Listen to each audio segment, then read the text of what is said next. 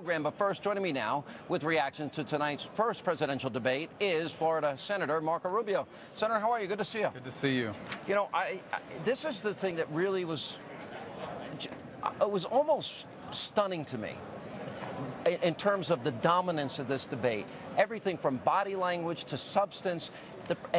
My take on this is the president has never faced tough questions. The media, you know, sucking up to him and never asking him tough questions. He was not prepared. You know, Sean, I'm here on behalf of the Romney campaign. I'm supposed to come out here tonight and tell you he won and Barack Obama lost. Let me tell you something.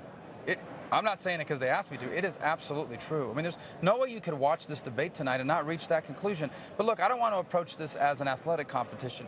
The reason why he won tonight is because the president and his rhetoric has never been exposed for what it is like it was exposed tonight. I mean, it was a stunning moment early in the campaign when, after a few give and takes on the taxes, the president had run out of basically myths to put out there and had basically run out of excuses. They were debating about the tax increase. The president was saying it was only 3% of taxpayers. Mitt Romney came back and said, yeah, but it happens to be where all the jobs are. And the president said, can we change the subject? He basically turned to the moderator and said, well, let's talk about something else. Here's what was also very apparent.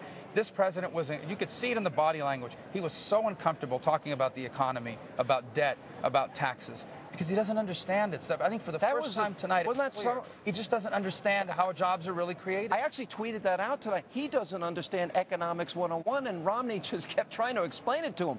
No, you put people to work, fewer people dependent on government, increases revenues to the government. And not only that, the other thing that was exposed tonight that I finally, you stand up and say, yes, finally someone is doing this.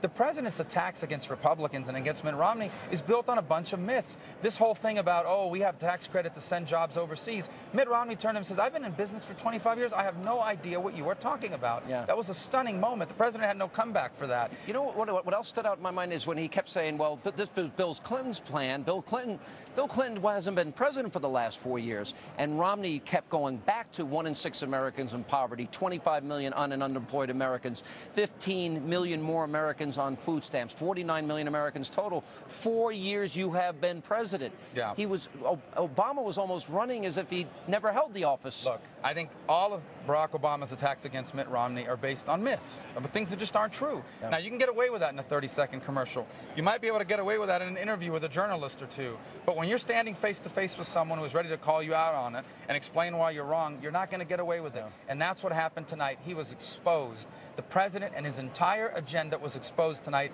and this race will never be the same after tonight. See, I agree with that and that analysis. And this is interesting because the media never did do their job.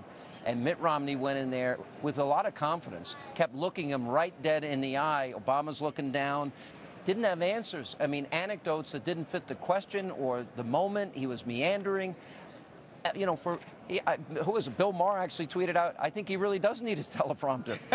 Look, I think, again, what you have is a president that's basically built this mythical campaign based on things that aren't true. Yeah. But now you have to stand next to the person that you're saying that to, and they're there to call you out on it. There was another moment, oh, you're going to raise $5 trillion in taxes. No, I'm not.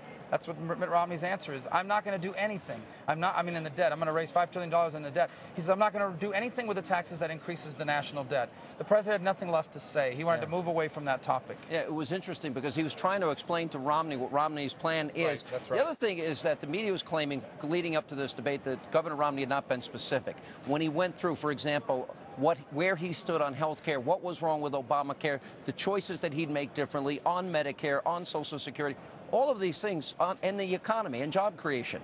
Very, very specific. But he did something else, Sean, that proves why he's so ready for the job. He said to him, look, as an executive, he's not running to be speech maker. He's not running to be a legislator. He's running to be the chief executive of the United States of America. His job is to lay out these broad principles of governing, right? Yeah. This is what we're going to do. But then you got to work with the legislative branch. And to get things done, you got to get Democrats and Republicans to vote for it. So he understands you don't come in and impose that on people.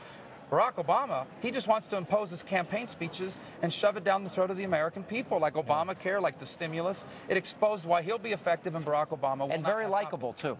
Well, there was no doubt about it. I mean, I think he is. I think tonight I was glad that so many millions of Americans got to see the Mitt Romney that we know. The person who's a great father, a great husband, and is going to be an incredible president. You know, it was interesting because he's not the guy that President Obama said wants to throw Granny over the cliff, or Democrats have been saying, or wants dirty air and water, and wants kids with autism and Down syndrome to fend for themselves. Senator, it's always good to see you. Thank you so much for being with us. We appreciate it.